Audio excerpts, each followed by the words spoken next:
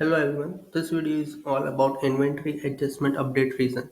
So this module enhances inventory management by allowing users to add specific reason for the inventory adjustments. So first of all we go into the inventory. Under the inventory configuration we have inventory update reason, and from here we can create any reason or we can add new reasons. Whatever we want to add, we just click on the new, and from here we can create a new reasons. I have already created three reasons, so now let's see how this reason we will add in the update of the product. We go into the operation, into the physical inventory, and here we can track all the all the inventory records.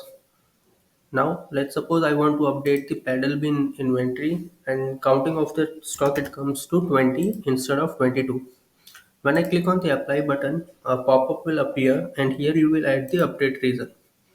Let's suppose I give update reason is the dispatch items.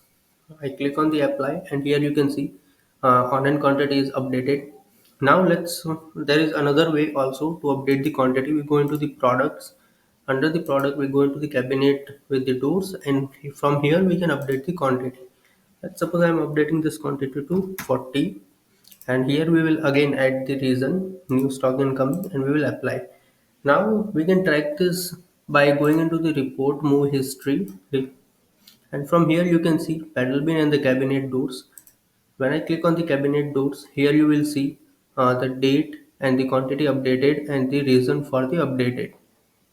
Same when we go into the paddle bin, again you can see the date, product, quantity, and the update reason over here.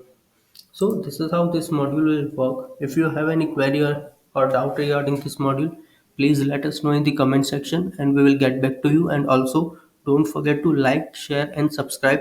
Thank you.